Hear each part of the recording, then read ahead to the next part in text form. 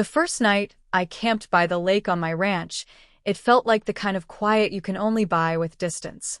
No streetlights, no traffic hum, no neighbors peeking through blinds. Just water reflecting moonlight, insects humming their nightly rhythm, and a small fire crackling beside my tent.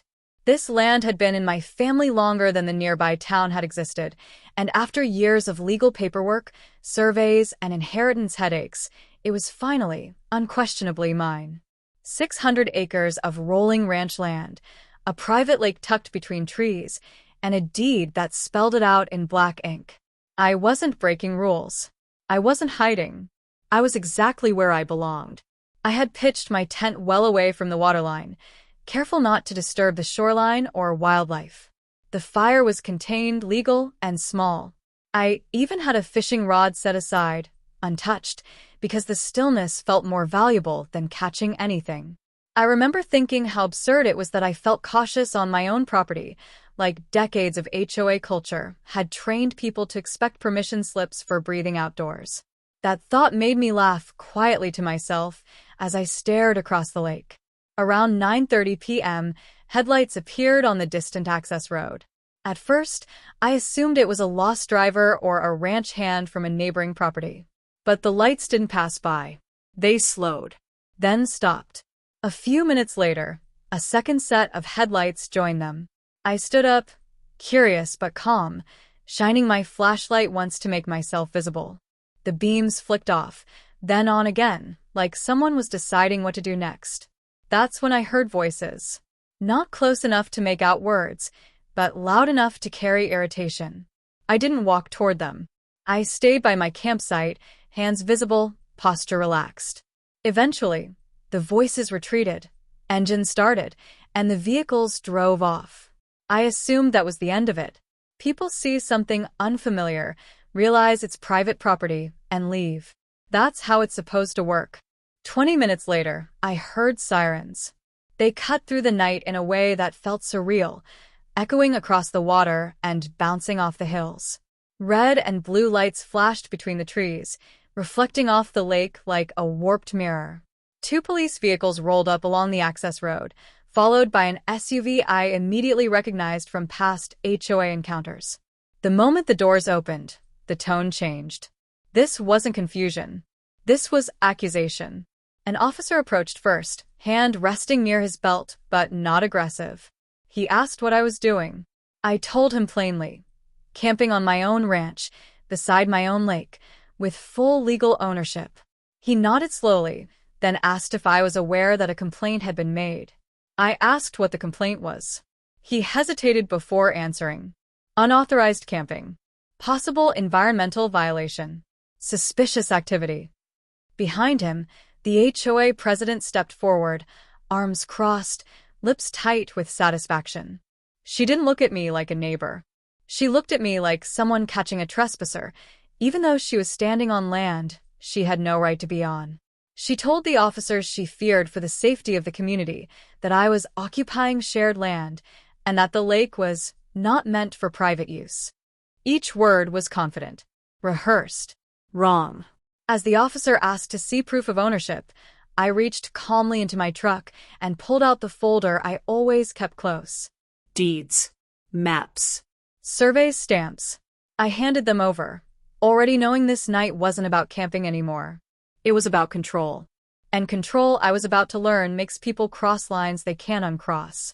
The officer took the folder and stepped a few feet away, flipping through the documents under the patrol car's lights. The HOA president followed him like a shadow, pointing at the maps, tapping the paper with a manicured finger, insisting there had to be a mistake. She kept repeating the same phrase, louder each time, as if volume could rewrite legal boundaries. That lake is community adjacent. That land has restrictions. Her voice carried across the water, sharp enough to break the calm I'd been enjoying an hour earlier. I stayed where I was, hands visible, letting the paperwork speak for me. I'd learned a long time ago that arguing with people who believe authority belongs to them by default is pointless. They don't hear words. They hear challenges. So I waited, watching the officer's expression change as he moved from page to page. His shoulders relaxed. His jaw unclenched. He glanced back at me, then at the HOA president, and then at the lake itself. "Ma'am," he said carefully, "this appears to be privately owned property." She scoffed immediately. Not a quiet disagreement, but a full dismissal. She accused the documents of being outdated, claimed the HOA had easements, implied the land had environmental protections that prohibited camping. Each claim contradicted the last, but she delivered them with practiced certainty.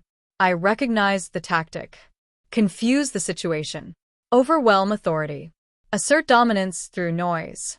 The second officer walked the perimeter of my campsite, checking the fire pit, the tent, the distance from the water. He nodded to himself, clearly not seeing any violation.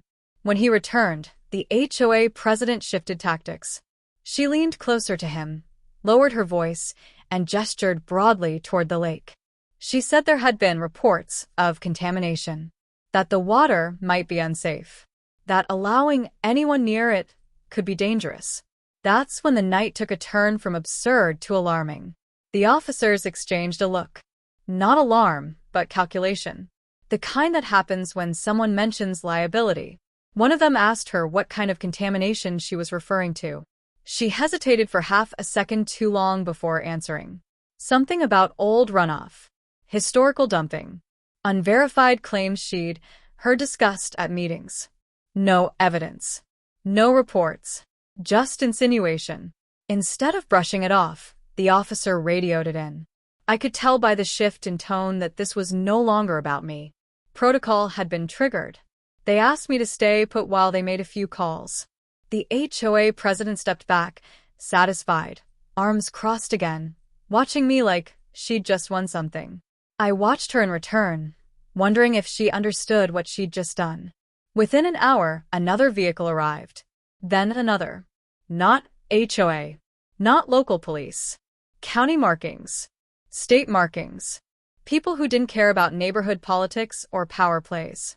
One of them introduced himself and asked to see the documentation again. This time, the HOA president wasn't invited into the conversation. They asked detailed questions about the land's history, previous use, any known surveys. I answered calmly, truthfully. My family had run cattle there decades ago. The lake was natural, spring-fed. No industrial activity. No dumping.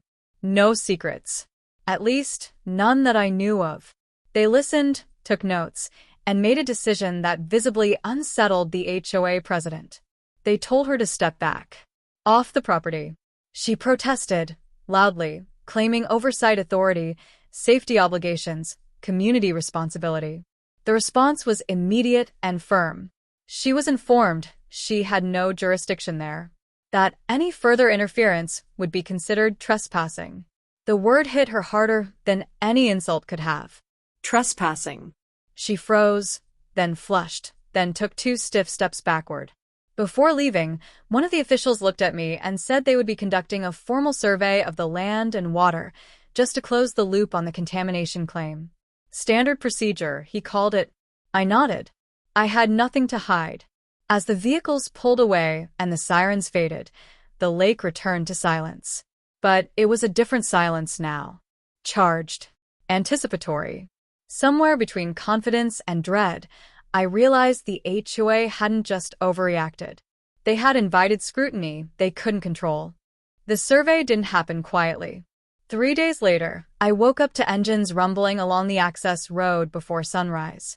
This time it wasn't patrol cars or flashing lights. It was trucks. Official ones. White, unmarked, purposeful. Men and women stepped out wearing uniforms I didn't recognize at first, followed by others pulling equipment cases that looked far more serious than clipboards and measuring tape. Then I saw the suits. Hazmat suits.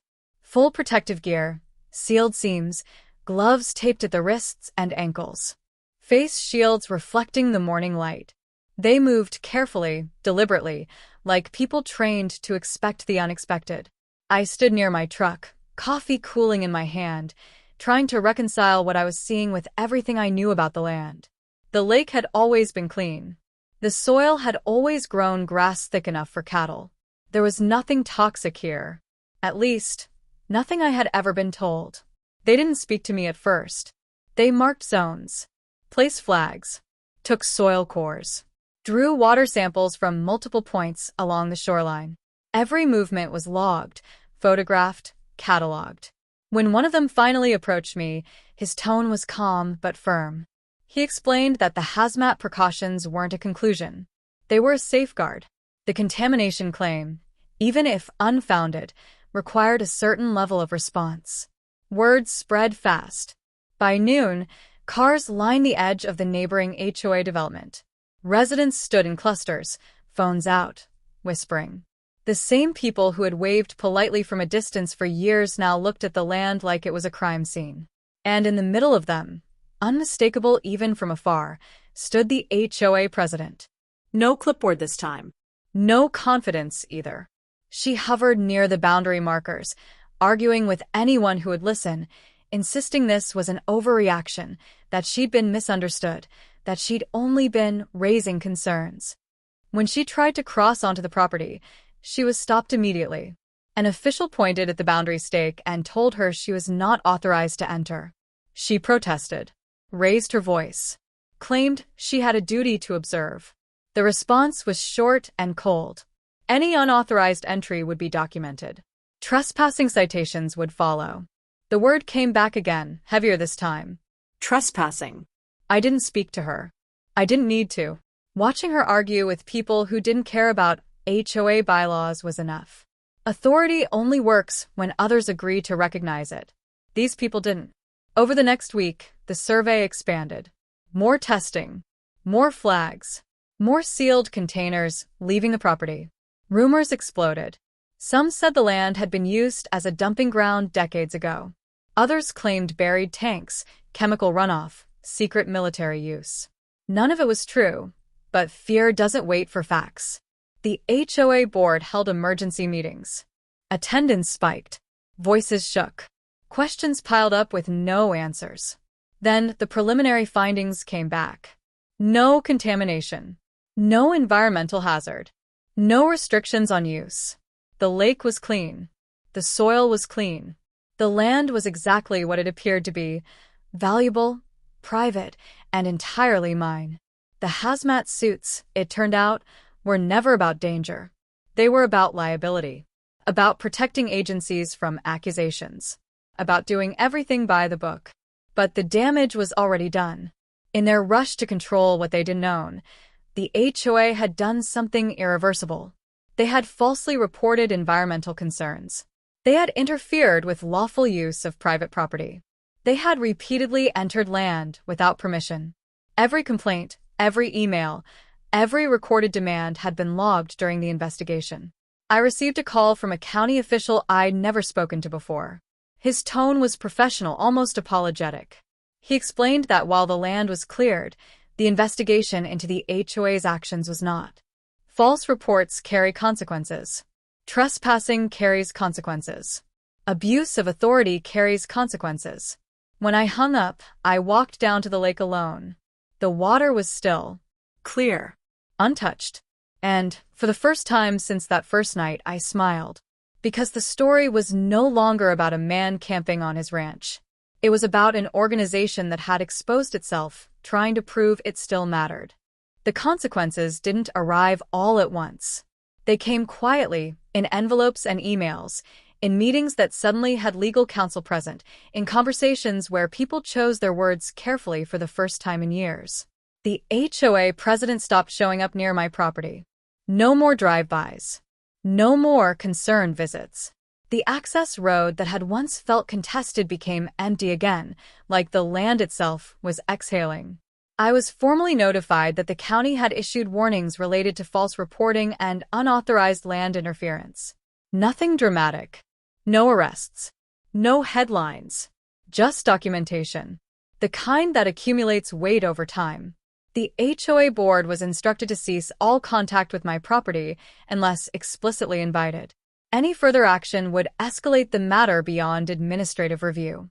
The language was precise, unemotional, final. At the next HOA meeting, which I attended quietly at the back, the shift in tone was unmistakable. Board members avoided the president's eyes. Motions were reworded. Discussions that once centered on enforcement and expansion now focused on risk management and jurisdictional clarity. The president attempted to regain control, speaking longer, louder, trying to reframe what had happened as a misunderstanding. But every sentence sounded defensive, hollow. When residents asked why police had worn hazmat suits, she stumbled. When they asked why officials had blocked her from entering the land, she deflected. When they asked whether the HOA had legal authority over the ranch at all, she went silent. Silence, it turns out, is louder than shouting when the room is listening. A week later, a letter went out to all HOA members. It acknowledged procedural errors and announced changes to enforcement practices. It also confirmed that the HOA would no longer involve itself in matters related to my property. The wording was careful, but the message was clear. They were retreating. What no one announced publicly was what happened behind closed doors. The county had determined that the HOA's repeated presence on my land, combined with the false environmental complaint, constituted a pattern of trespass and abuse of authority. Fines were issued. Not crippling ones, but enough to hurt.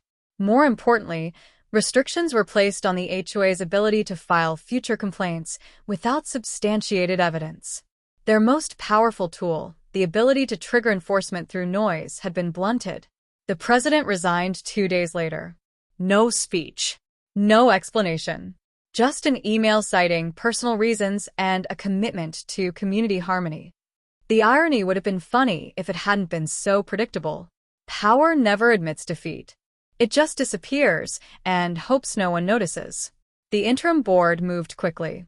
They reached out through an attorney, not to challenge anything, but to apologize. The letter acknowledged the boundaries of their authority and confirmed, in writing, that the ranch and lake were not subject to HOA oversight. I signed nothing. I didn't need to. The acknowledgement was enough. I returned to the lake that weekend.